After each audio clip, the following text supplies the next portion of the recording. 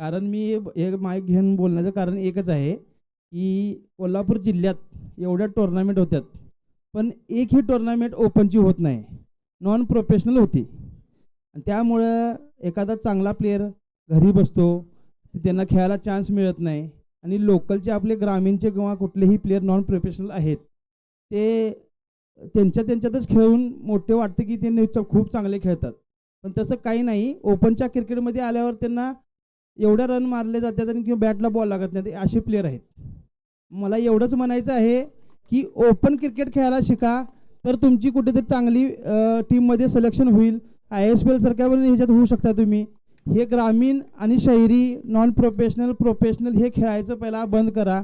चांगलं तर चांगलं क्रिकेट खेळायचं असले तर चांगले प्लेयर येऊन खेळले पाहिजेत, तर तुम्ही तयार होणार आहे.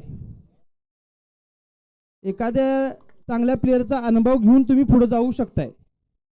बॉलर असेल किंवा बॅट्समन असेल किंवा फिल्डर कॅप्टनशिप चांगली करतो, त्या हिशोबानं तुम्ही चांगली टुर्नामेंट घ्या. सर्व कोल्हापूर जिल्ह्यातले जे टुर्नामेंट घेतात, रबर बॉल असू दे किंवा टेनिस बॉल असू दे, त्यांना माझी विनंती आहे की चांगली टुर्नामेंट घ्या आणि ओपन घ्या. कोल्हापूर जिल्हा घ्या, पण ते ओपन घ्या की चांगले प्लेयर येऊन खेळून गेले पाहिजे. नॉन प्रोफेशनल हे बंद करून टाका.